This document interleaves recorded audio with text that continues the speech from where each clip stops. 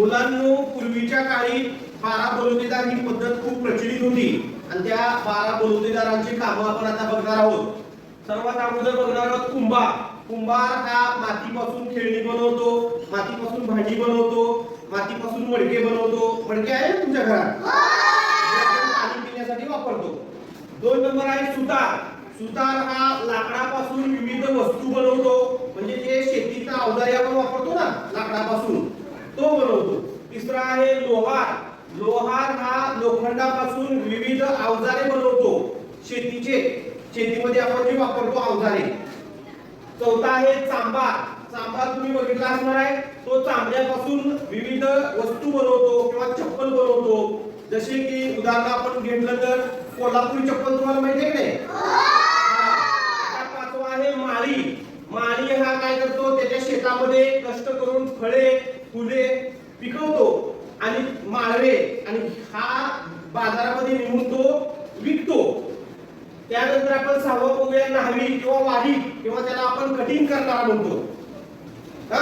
तर तो काय करतो, लोकांचे केस कापतो. पूर्वीच्या काळी खेड्यामध्ये सुद्धा तो लोकांचे केस कापत होता, दाढी करत होता. त्यानंतर आपण बघूया तेली. तेली हा काय करतो, विविध धान्यापासून तेल काढतो, त्याच्याकडे तेल घन असतो असा, आणि तो तेल काढून तो लोकांना देत असतो. 8वा आहे सोनार. सोनार तर तुम्हाला माहित आहे ना? सोनार काय बनवतो सांगा? सोन्याचे दागिने बनवतो तो वेगवेगळे, आणि तो सोनं विकतो. 9वा आहे गवळी. गवळी म्हणजे ज्याच्या घरी गाय म्हैस हे प्राणी असतात आणि त्याचं ते दूध काढून तो विकत असतो, त्याला आपण गवळी अशी म्हणतो. दूधवाला म्हणतो ना आपण. त्यानंतर परीट किंवा धोबी. तो काय करत होता, पूर्वीच्या काळी गावातील लोक त्याच्याकडे कपडे देत होते आणि तो कपडे धुवून व्यवस्थित इस्त्री करून आणून लोकांना देत होता. आणि 11वा आहे कोळी.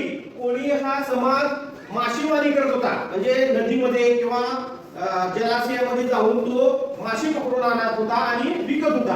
आणि ह्या मोबदल्यात हे जी 12 बलुतेदार आहेत, त्यांना ह्या मोबदल्यात गावातील लोक धान्य देत होते. म्हणजे त्यांच्या शेतामध्ये जे धान्य पिकते ना, तर त्या धान्याच्या मोबदल्यात हे लोक काम करत होते. परंतु हेच आताच्या काळामध्ये हे लोक पैसे घेऊन आता काम करत आहेत. पूर्वीच्या काळी सारखं आता काय राहिलेलं नाही. तर तुम्हाला कळलं का मग 12 बलुतेदारांची कामं?